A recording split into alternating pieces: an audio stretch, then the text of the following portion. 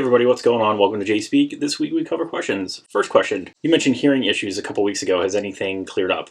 No, I am on a few weeks of steroids to help to see if it's the inner ear is inflamed, but the middle ear is clear and there's no infection.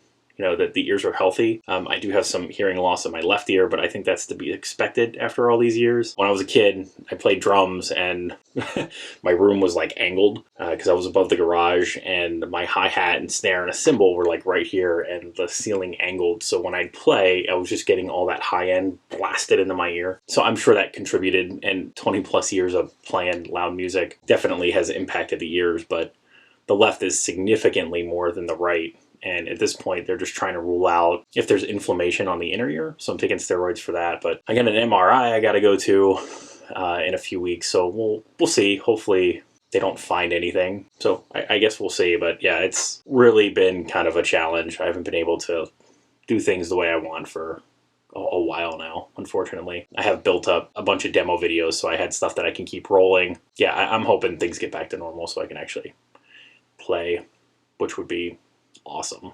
Question 2, is there any song that you would love to play that you haven't figured out yet?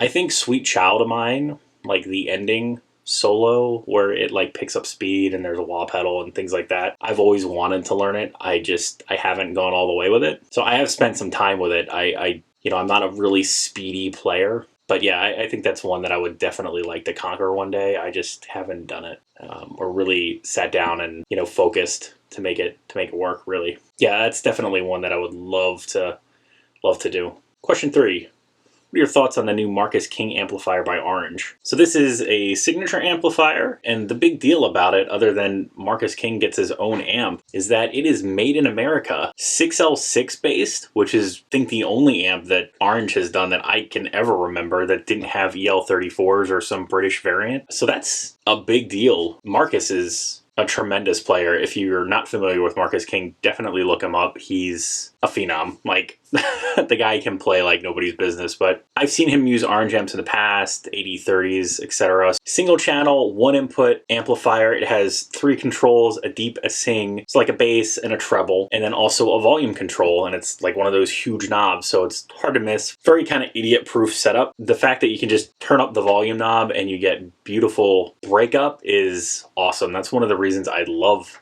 Orange amps, but it sounds tremendous. And again, 6L6 is a different thing for Orange and built in America. I don't know what that means for the future of Orange, whether they move some production of some amps or they do a whole signature line that's based in America, because they currently make amplifiers in the UK and China. Those are the only 2 manufacturing points I've seen for Orange, but overall it's going to be a pricey amp. It's about $3,300 US, and for a single point-to-point hand-wired amp, I guess that's not really a surprise given how much some of the Freemans cost or some of the Marshall hand-wired stuff in America. But still, it's a lot of money to spend on a 30-watt amplifier. Do I think it sounds good? From what I can tell from video clips, yes, I do. Will I get one? Probably not. Not at the new price. If I found one, that I could play that I thought was great, I'd maybe consider it, but it's a lot of money for a single channel amp, so.